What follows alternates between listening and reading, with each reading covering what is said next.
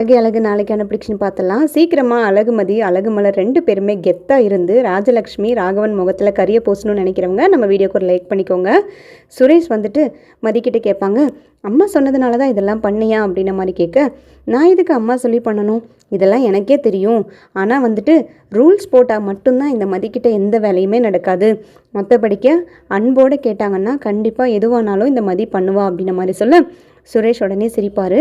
என்ன சிரிக்கிறீங்க அப்படின்ன மாதிரி மதி கேட்க, இல்லை உன்னை எப்படி ஹேண்டில் பண்ணுறதுனே தெரியாமல் யோசிச்சுக்கிட்டு இருந்தேன், ஆனால் இப்போ கொஞ்சம் ஈஸியாக தான் இருக்குது உன்னை புரிஞ்சுக்கிறக்கும் அப்படின்ன மாதிரி சுரேஷ் சொல்ல, எனக்கும் அப்படி தான், நானும் உங்களை ரொம்ப ரகடான ஆளுன்னு தான் நினச்சிட்டு இருந்தேன். இப்போ நீங்கள் மீனா கிட்டெல்லாம் பேசுகிறத வச்சு பார்க்கும்போது உங்களுக்குள்ளேயும் சின்ன சின்ன நல்ல குணங்கள் இருக்கிற மாதிரி தான் எனக்கும் தோணுது அப்படின்ன மாதிரி சொல்ல, அது என்ன சின்ன சின்ன நல்ல குணங்கள், நான் என்ன ரொம்ப மோசமானவனா, நீ என்னை அப்படி நினச்சிக்கிட்டு இருக்க அப்படின்ன மாதிரி சுரேஷ் சொல்ல, பார்ப்போம் அப்படின்ற மாதிரி மதியம் சொல்ல கரெக்டாக வந்துட்டு மீனா உள்ளே வருவாங்க. மீனா உள்ளே வந்ததுமே சுரேஷையும் மதியம் கலாய்க்க ஆரம்பிச்சிருவாங்க. என்ன 2 பேரும் தனியாக ரொமான்ஸ் பண்ணிக்கிட்டு இருக்கீங்க போல இருக்கு, நான் வேற கரடி பூஜையில் உள்ளே பூந்த மாதிரி வந்துட்டேன், சாரி அத்தான் அப்படின்ன மாதிரி சொல்ல, ஏய் மீனா அதெல்லாம் எதுவும் கிடையாது, நாங்கள் 2 பேரும் சும்மா தான் பேசிக்கிட்டு இருக்கோம் அப்படின்ன மாதிரி சொல்ல, எப்போவுமே மதி தான் சாப்பாடெல்லாம் சர்வ் பண்ணுவாங்களா அப்படின்ன மாதிரி மீனா வேணுன்னே கலாய்க்க உடனே மதி சொல்லுவாங்க, இல்லைங்க இதுதான் ஃபஸ்ட் டைம் நான் அவருக்கு வந்துட்டு சாப்பாடு எடுத்து கொடுக்கறது அப்படின்ன மாதிரி சொல்லிட்டு இருப்பாங்க. என்னது சாப்பாடு எடுத்து கொடுக்கறதே இதுதான் ஃபஸ்ட் டைமா? உடனே வேணும்னே மீனா, ராஜி அப்புறம் மலர் எல்லாரும் உள்ளே வாங்களேன், இங்கே பாருங்கள் மதி என்ன சொல்கிறாங்கன்னு, அத்தானுக்கு வாட்டி இப்போ தான் சாப்பாடே அவங்க பரிமாறுறாங்களாமா, இன்றைக்கி இவங்களை வச்சு நம்ம கண்டிப்பாக சிறப்பான சம்பவம் பண்ணி ஆகணும், அத்தான் எனக்காக ஒன்று பண்ணுவீங்களா அப்படின்ன மாதிரி மீனா கேட்க, என்ன மீனா அப்படின்ன மாதிரி சுரேஷும் கேட்க, நீங்கள் மதிக்கு சாப்பாடு ஊட்டி விட்றீங்களா, சாப்பாடு சர்வ் பண்ணுறதா இதுதான் ஃபஸ்ட்டுனா கண்டிப்பாக நீங்கள் அவங்களுக்கு இது வரைக்கும் சாப்பாடு ஊட்டி விட்டுருக்கவே மாட்டீங்க, சாப்பாடு எனக்காக ஊட்டி விட முடியுமா அப்படின்ன மாதிரி கேட்க உடனே மலர், ஐயோ மீனா கொஞ்சம் சும்மா இருங்களேன் அப்படின்ன மாதிரி மலர் சொல்ல, என்னங்க எப்போவுமே வந்துட்டு இப்படியே நம்ம அவங்கள சேர விடாமல் நம்மளே அவங்களுக்கான ஸ்பேஸ் கொடுக்காம இருந்தால் இப்படியே தான் அவங்களும் பண்ணிக்கிட்டு இருப்பாங்க, நீங்கள் கொஞ்சம் சும்மா இருங்க நான் பார்த்துக்கிறேன், சுரேஷ் நான் சொன்னால் கண்டிப்பாக கேட்பான் அப்படின்னு சொல்லி அதுதான் ஊட்டி விடுங்கத்தான் அப்படின்ன மாதிரி மீனா ரொம்ப தொந்தரவு பண்ண உடனே ஓகேவா ஊட்டி விடவா எல்லாரும் கேட்குறாங்க அப்படின்ன மாதிரி சுரேஷ் கேட்பாரு. உடனே மதியம் வந்துட்டு தலையாட்டினதும் சாப்பாடு வந்துட்டு ஊட்டி விடுவாங்க. சப்பாத்தி ஒரு வாய் ஊட்டி விட்டதுமே மதி போதும் நீங்கள் சாப்பிடுங்கன்னு சொல்லிட்டு மதி வெளியில் போயிடுவாங்க. அந்த டைமில் மதி முகத்துலேயும் அவ்வளோ ஒரு சந்தோஷமும் அவ்வளோ ஒரு வெக்கமும் இருக்கும், சுரேஷ்க்கும் அவ்வளோ சந்தோஷமாக இருக்கும். உடனே மீனா சொல்லுவாங்க சுரேஷ்கிட்ட, அத்தான் நான் அடுத்த வாட்டி வரும்போது கண்டிப்பாக ஒரு குட் நியூஸ் இருக்கணும், அதை நான் பார்க்குறதுக்காகவாது இங்கே வரணும் சரியா, குன்னக்குடியிலே நான் இருக்கும்போது இங்கே நீங்கள் என்னை கூப்பிட்றீங்க சென்னைக்குன்னா கண்டிப்பாக ஏதோ ஒரு குட் நியூஸோட தான் கூப்பிடணும்னு சொல்லிட்டு இருக்கேன். உடனே மலர் சொல்லுவாங்க, கண்டிப்பாக மீனா இவங்க 2 பேத்துக்குள்ளே எல்லாமே ஒத்து வந்துச்சுன்னா சீக்கிரமாக குட் நியூஸ் சொல்லிடுவாங்க என்ன சுரேஷ் அப்படின்ன மாதிரி மலரும் கேட்க, ஆமாம் அண்ணே அப்படின்னு சிரிச்சிட்டு சுரேஷும் உள்ளே போயிடுவார். அந்த டைமில் பார்த்தீங்கன்னா கரெக்டாக மதி, என்ன மலர் எல்லாமே எடுத்து வச்சிட்டிங்களா நாளைக்கு போகிறதுக்கு, கண்டிப்பாக ஒரு லிஸ்ட்டே சொல்லியிருப்பாங்க அப்படின்ன மாதிரி பேசிகிட்டு இருக்கும்போது கரெக்டாக ராஜலக்ஷ்மி உள்ளே வருவாங்க. ஏன் மலர் எல்லாம் எடுத்து வச்சிட்டியா நாளைக்கு போகிறதுக்கு, ஆமாம் அங்கே ஸ்விம்மிங் பூலெல்லாம் இருக்கும்னாங்க, எல்லாத்துக்கும் ஒரு ட்ரெஸ்ஸு செட்டு எக்ஸ்ட்ராவே எடுத்து வச்சுக்கோ, நாங்கள்லாம் வந்துட்டு ஸ்விம்மிங் பூலில் இறங்கவே போகிறதில்ல, இருந்தாலும் அங்கே ரெசார்ட்டெல்லாம் இருக்குதுன்னு சொல்கிறானே பாக்கியராஜ், ஒரு செட்டு ட்ரெஸ்ஸு எடுத்து வச்சுக்கோ, எனக்கும் மாமாவுக்கும் ஒரு ட்ரெஸ்ஸு எடுத்து வச்சுக்கோ, எல்லாத்துக்கும் வந்துட்டு கரெக்டாக எல்லாம் எடுத்து வச்சிரு, அதுபோக சமைக்க வேற முடியாதுன்னு சொல்லிட்டேன் அப்படின்ன மாதிரி கேட்க உடனே மதி கேட்பாங்க, என்னக்கா நாளைக்கு நீங்கள் சமைக்கலையா அப்படின்ன மாதிரி சொல்ல, ஆமாம் மதி அது ஒரு சரியான ஸ்டோரி இரு நான் அப்புறம் சொல்கிறேன் அப்படின்ன மாதிரி மலர் சொல்ல, நாளைக்கு சமைச்சு தான் எடுத்துகிட்டு வர மாட்டேன், வெளியில் சாப்பிட்றது எதுவும் சேராமல் போயிடுச்சுன்னா என்ன பண்ணுறது, மாமாவுக்கு சீரக தண்ணியை ஊற்றி பாட்டிலில் போட்டு எடுத்துக்கோ, அவருக்கு நெஞ்சு கறிக்குதுன்னா சீரக தண்ணியை கொடுத்து தான் அவரை சரி பண்ணணும், அதுபோக எனக்கு தேவையான மருந்து மாத்திரை தைலமெல்லாம் எடுத்து வச்சுக்கோ, கால் வலியெல்லாம் வந்துச்சுன்னா தைலம் ஏதாவது ஒன்று தேய்ச்சி தான் சமாளிக்கணும், எப்படி ஒரு 2-3 தலகாணி எடுத்து வச்சுக்கோ காலுக்கும் முதுகுக்கும் வைக்கிறதுக்கு அப்படின்ன மாதிரி ரூல்ஸ் மேலே ரூல்ஸாக போட உடனே கோமதி கரெக்டாக வந்துடுவாங்க. என்னம்மா ஒரு பெரிய லிஸ்ட்டே சொல்லிக்கிட்டு இருக்கீங்க, தலகாணி தைலம் மாத்திரை மருந்து அது இதுன்னு, என்ன மலர் தான் எல்லாத்தையும் எடுத்து வைக்கணுமா, அவங்கவுங்களுக்கு தேவையான பொருளை அவங்கவுங்க எடுத்து வச்சா கரெக்டாக இருக்கும்ல நம்மளுக்கும் எந்த பொருளும் மிஸ் ஆகாமல் இருக்கும். அதே சமயத்தில் மலருக்கும் வந்துட்டு எந்த குழப்பமும் இல்லாமல் இருக்கும். அப்புறம் நாளைக்கு ஏதாவது பொருள் விட்டு போயிடுச்சுன்னா நீங்கள் மலரை தானே கேட்பீங்க அப்படின்ன மாதிரி கோமதி சொல்ல, உடனே அதெல்லாம் கணக்காக எடுத்து வச்சுருவாங்க. மலர் மதி மாதிரி கிடையாது. மலர் எங்கள் வீட்டில் எல்லாருமே நம்புகிற ஒரே ஆள் மலரை மட்டும்தான். மலர் ஒரு விஷயம் பண்ணானா அதில் எந்த தப்பு பிழையும் இருக்காது. எங்களுக்கு எல்லாத்துக்கும் தேவையானதை கரெக்டாக அவள் பார்த்து பக்குவமாக எடுத்து வச்சிருவா அப்படின்ன மாதிரி சொல்ல, எடுத்து வச்சிருவாங்க. இருந்தாலும் அவளுக்கும் சிரமமாக தானே இருக்கும். இப்போ நீங்கள் வந்து அண்ணனுக்கும் உங்களுக்கும் தேவையான துணிமணி மருந்து மாத்திரை எடுத்து வச்சுக்கிருவீங்க. அதே மாதிரி மலரும் பாக்கியராஜுக்கும் குழந்தைக்கும் தேவையானதை எடுத்து வச்சிருவா. அதே மாதிரி மதியும் சுரேஷ் தம்பிக்கும் மதிக்கும் எடுத்து வச்சுட்டா அது வேலை வந்துட்டு மிச்சம்தானே ஆகும். ஒருத்திக்கிட்டேயே எல்லா வேலையும் கொடுத்தா பாவம். பாக்கியராஜும் ஏற்கனவே அங்கேயும் இங்கேயும் அலைஞ்சிக்கிட்டு இருக்கான். வண்டி புக் பண்ணுறதுக்கும் மற்ற ஏற்பாடெல்லாம் பண்ணுறதுக்கு சாப்பாட்டுக்கு அதுக்கு இதுக்குன்னு அவன் ஒரு பக்கம் அலையிறான். மலர் ஒரு பக்கம் இந்த வேலையெல்லாம் பண்ணிக்கிட்டு இருக்கா. பாவம் அவங்க 2 பேர்த்துக்கும் நம்ம ஒரு இடைவெளியை கொடுக்கணும்ல அப்படின்ற மாதிரி சொல்ல, அவங்களுக்கு என்னத்துக்கு இடைவெளி? அவங்களுக்கு என்ன புதுசாக கல்யாணம் ஆயிருக்கு? நீங்கள் என்னங்க பேசிக்கிட்டு இருக்கீங்க? நேற்றுக்கு தான் கல்யாணம் ஆனவங்களுக்கு இடைவெளி கொடுக்கணுங்கிற மாதிரி எனக்கே புத்தி சொல்லிட்டு இருக்கீங்க. அதெல்லாம் இவங்களுக்கு போதுமான இடைவெளி கொடுத்தாச்சு, போதும் போதும் அப்படின்ன மாதிரி ராஜலக்ஷ்மி சொல்ல, உடனே கோமதி சொல்லுவாங்க, என்னங்க அவங்களுக்கு என்ன அவ்வளோவா வயசாகிடுச்சு? பாக்கியராஜும் சரி மலரும் சரி சின்னஞ்சிறுசுங்க தான். அவங்களுக்கான எல்லாத்தையும் நம்ம தான் பண்ணி கொடுக்கணும். அதுபோக ராகவி ஒரு குழந்தை தானே இருக்குது. இன்னொரு குழந்தைக்கு அவங்களும் ஏற்பாடு பண்ணணும்ல. அதுக்கு நம்ம தான் அவங்களுக்கு வாய்ப்பை ஏற்படுத்தி கொடுக்கணும்.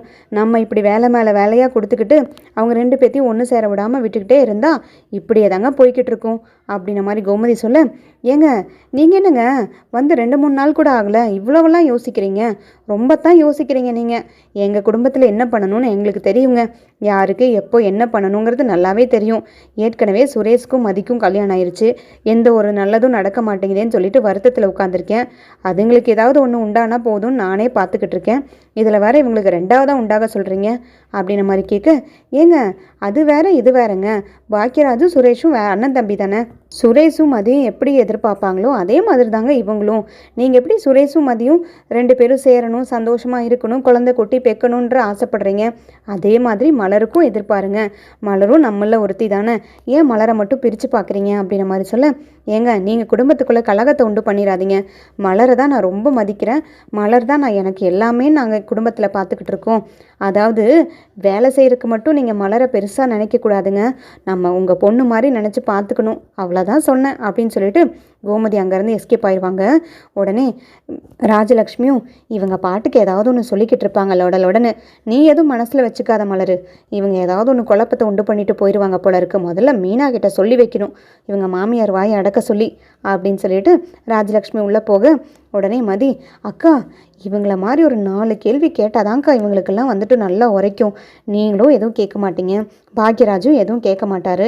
இப்படியே இவங்களை விட்டுக்கிட்டு இருந்தாதான் இவங்க எல்லாரும் ஏறி உங்கள் தலை மேலே உட்காடுறாங்க அப்படின்ன மாதிரி சொல்ல, இல்லை மதி, இன்னைக்கு பாக்யராஜ் நாளைக்கு சமைக்க வேண்டாம் ஹோட்டல்லே சாப்பிட்டுக்கலான்னு முதல்ல டக்குன்னு அவங்க அம்மாவை எதிர்த்து பேசும்போது எனக்கே ஒரு செகண்ட் ஷாக் ஆகிடுச்சு. சந்தோஷமாகவும் இருந்துச்சு தெரியுமா.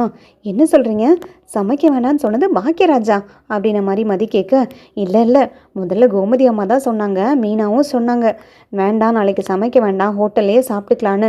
உடனே இவங்க வயிற்றுக்கு சரியில்லாமல் போயிடும், யாருக்கும் ஒத்து வராது, ஹோட்டலில் எதுக்கு சாப்பிட்டுட்டு இருக்கணும், புளி சாதமும் லெமன் சாதமும் கட்டி எடுத்துக்க மலருன்னு சொல்ல, உடனே பாக்யராஜ டக்குன்னு உள்ளே பூந்து, வேண்டாமா நம்ம வெளியிலேயே சாப்பிட்டுக்கலாம், அங்கே பக்கத்தில் இருக்க ரெஸ்டாரண்ட்டில் ஃபிஷ்ஷு ப்ரானெல்லாம் சூப்பராக இருக்குன்னு கேள்விப்பட்டேன், டெய்லி வீட்டிலே தானே சாப்பிட்டுட்ருக்கோம், போர் அடிக்குது, இன்றைக்கி ஒரு நாள் நம்ம நாளைக்கு வந்து வெளியிலே சாப்பிட்டுக்கலான்னு டப்புன்னு சொன்னதும் எல்லாருமே வந்துட்டு ஒத்துக்கிட்டாங்க. அத்தையும் மாமா கூட ஒத்துக்கிட்டாங்க அப்படின்ன மாதிரி சொல்ல, இப்படி தாங்க்கா இருக்கணும். நம்ம முதல்ல நாசுக்காக சொல்லணும் அவங்கக்கிட்ட. அப்படியே வந்துட்டு அவங்க நம்ம சொல்கிறதுக்கு ஒத்து வரலை, நம்ம சொல்கிறத அவங்க கேட்கலன்னா நம்ம வந்துட்டு டெரிஃபிக்காக சொல்ல வேண்டிதான். இப்படி தான் நீங்கள் பாக்யராஜையும் கொஞ்சம் கொஞ்சமாக மாற்றணும், நீங்களும் எதிர்த்து கேள்வி கேட்க ஆரம்பிக்கணும். நான் இப்படிலாம் சொல்கிறேன், உங்கள் மைண்டை மாற்றுறேன், இல்லை வந்துட்டு உங்களை தப்பான வழியில் மிஸ்கைட் பண்ணுறேன்னு மட்டும் என்னை நினைக்காதீங்க. நான் இப்போ எப்படி போல்டாக இருக்கேனோ அதே மாதிரி நீங்கள் போல்டாக இருந்தால் மட்டும்தான் உங்களுக்கான சுயமரியாதையும் உங்களுக்கான ரெஸ்ட்டும் இந்த வீட்டில் கிடைக்கும். சுயமரியாதையை விட நான் உங்களுக்கு முதல்ல சொல்ல வேண்டிய என்ன விஷயம்னா ரெஸ்ட் வேணுங்க்கா.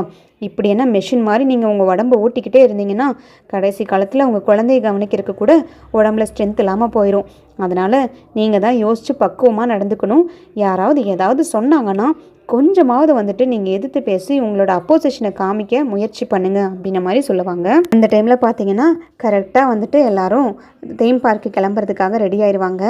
உடனே எல்லா இடத்துல இருந்தும் மலரு அதை எடுத்துட்டியா, மலரு இதை எடுத்துட்டியா, மலரு அதை கூப்பிடு, மலரு இதை கூப்பிடுன்னு சொல்லிட்டு வீடு ஃபுல்லாக மலரு மலரு மலருன்னு காலங்காத்தால் எல்லா பக்கமே ஒழிச்சிட்ருக்கும். உடனே மீனா சொல்லுவாங்க கோமதி கிட்ட, பாத்தியாங்க மலரு மலரு மலரு, இந்த வீட்டில் காலையிலேருந்து நைட்டு வரைக்கும் முக்கால்வாசி நேரம் நம்ம காதில் உழுகிற பேர் யாருன்னு பார்த்தீங்கன்னா மலரு தான். சே, இவங்க சூப்பர் கேரக்டரில் அப்படின்ன மாதிரி சொல்ல உடனே கோமதி சொல்லுவாங்க, ஆமாண்டி பார்க்குறதுக்கு நல்லா தானே இருக்குது, நீயும் அந்த மாதிரி என் வீட்டில் எல்லாத்தையும் பண்ணி இழுத்து போட்டு பெரிய மருமகளாக எல்லாம் பண்ணேன்னா எனக்கும் சந்தோஷமாக இருந்திருக்கும்.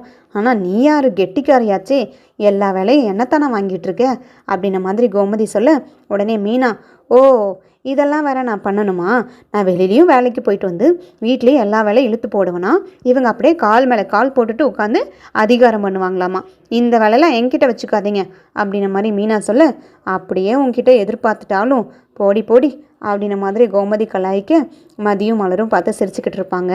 உடனே அந்த டைமில் எல்லாருமே வண்டியும் வந்துடும். வேன் வந்ததுமே வண்டியில் ஏறி உட்காந்துருவாங்க. இன்னும் ஒரு 1 hour ஆகும், எல்லோரும் கரெக்டாக அவங்கவுங்க பிளேஸில் உட்காந்துருங்கன்னு சொல்ல உடனே கோமதியும் மீனாவும் என்ன பிளான் பண்ணுவாங்க, அத்தை சுரேஷையும் மதியும் ஒட்டுக்கா உட்கார வைக்கலாம் அத்தை, பாவம் அவங்க 2 பேரும் தனித்தனியாக உட்கார்றதுக்கு எப்படி பிளான் போட்டுட்ருக்காங்க பாருங்களேன். மதி ஒரு பக்கம் மலர் கையை பிடிச்சிட்ருக்காங்க, சுரேஷ் ஒரு பக்கம் தனியாக எந்த சீட்டை பார்த்து உட்காந்து வேடிக்கை பார்த்துட்டு வரலான்னு அத்தான் ஒரு பக்கம் பிளான் பண்ணிகிட்ருக்கான். நீங்கள் எப்படியாவது பிளானை போட்டு அவங்க 2 பேர்த்தையும் ஒட்டுக்கா உட்கார வைங்க, அப்போ தான் கரெக்டாக இருக்குன்னு சொல்ல கோமதியும் அதே மாதிரி பிளானை போட்டு சுரேஷ் பக்கத்தில் மதியை உட்கார வச்சுருவாங்க.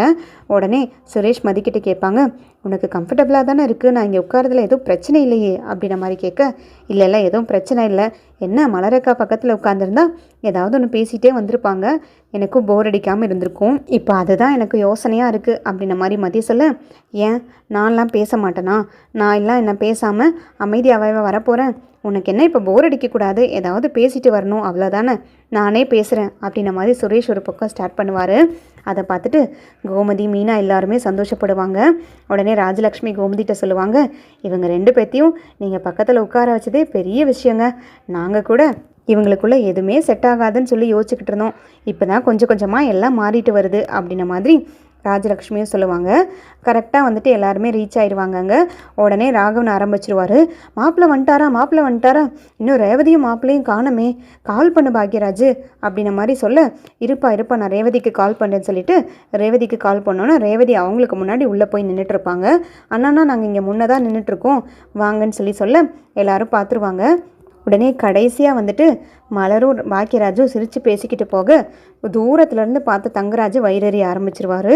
இதுங்களுக்காகவே தான் ட்ரிப்பு ஆரம்பிச்சிருக்காங்க போல இருக்குது, எங்கே போனாலும் இதுங்க வந்துட்டு சந்தோஷமாக குதூகலமாக இருக்கிறத பார்க்குறக்கே வயிற்றெரிச்சலாக இருக்குது பாரேன் அப்படின்ற மாதிரி மனசுக்குள்ளே தங்கராஜ் புழுங்க ஆரம்பிச்சிருவார். உடனே வேணும்னே எல்லாத்தையுமே வந்துட்டு எல்லாருக்கிட்டேயுமே பேசிக்கிட்டு மலர்கிட்டையும் பாக்யராஜ்கிட்ட மட்டுமே பேசாமல், சுரேஷ் வாடா வந்துட்டியா, நேற்றுக்கு தான் நீ வீட்டுக்கு வரல, அதவே நினச்சி ரொம்ப நேரம் யோசிச்சுக்கிட்டு இருந்தேன், இன்றைக்கி மட்டும் நீ வரலாமல் இருந்திருந்த நான் இப்படியே கிளம்பி போயிருந்திருப்பேன், ஏதோ மாமா சொன்னாருன்ற ஒரே காரணத்துக்காக தான் வந்தேன் அப்படின்ன மாதிரி தங்கராஜ் சொல்ல, அட மாமா நானும் உங்களுக்காக தான் மாமா வந்தேன், நேற்றுக்கு வர முடியல, இன்றைக்கி மட்டும் வரலன்னா நீங்கள் கண்டிப்பாக கோவப்படுவீங்கன்னு எனக்கு நல்லாவே தெரியும், அதனால தான் வந்தேன் அப்படின்ன மாதிரி சொல்ல உடனே கோமதி, என்னப்பா சுரேஷ் நீ உங்கள் மாமாக்காக தான் வந்தேன்ற, உங்கள் மாமா உனக்காக தான் வந்தேன்றாரு, அப்போ நீ மதிக்காகலாம் வரலையா, என்னடா இது கூத்தா இருக்குது, மாமா மச்சான் இவ்வளோ ஒற்றுமையாகவும் இவ்வளோ அந்யோன்யமாகவும் இருக்கிறத நான் இங்கே தான் பார்க்குறேன் அப்படின்ன மாதிரி கோமதி கலாய்ப்பாங்க. உடனே மலர் மெதுவாக கோமதி கிட்ட சொல்லுவாங்க, சுரேஷ் வந்து மதியோட க்ளோஸாக இல்லாமல் இருக்கிறக்கும் மதி கூட வந்து நல்லா பேசி பழகாமல் அவங்க 2 பேரும் ஒன்று சேராமல் இருக்கிறதுக்கு காரணமே இந்த ஆள் தாம்மா, இவர் மட்டும்